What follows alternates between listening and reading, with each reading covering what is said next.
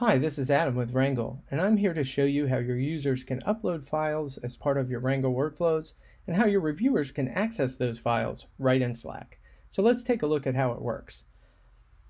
So today we're going to add an attachment question to a Wrangle workflow we've already built. Now documents, images, and video attachments, they can all be important for a variety of workflows, everything from contract and quote approvals to facility repair tickets to bug reporting. But in this case, we have a purchase and expense approval flow that we're going to use. I've got an intake form to collect all the context I want, a approval step, and then a task step to make a payment after approved.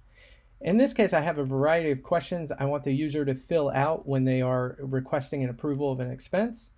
But maybe I want them to also upload supporting documentation. I want some receipts and files as part of it. So to do that, I'm going to add a question to my form.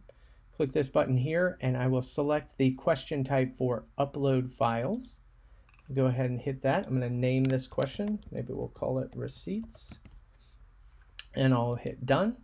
And there you have it. Now there is a file upload question. Anybody filling out this form after I save it in Slack will have the ability to upload up to 10 documents per file question, and each one of those can be up to 10 megs. So let's pop over to Slack to see what it looks like for the user, in this case, filing an expense approval flow. So I'm going to do /W for Wrangle. Go ahead and select that. I know it's my purchase flow, so I will pick that flow and start the workflow. So one thing that you'll notice is that usually with Wrangle workflows that you use, you can fill the form out right in Slack. Slack does not allow file attachments as part of their forms, so we've come up with an easy way for your users just to pop out to the web and fill out the form there. It'll still be posted in Slack, like you'll see in a second. So I'll go ahead and fill this out. Maybe the dollar amount was 200, and go ahead and select a date.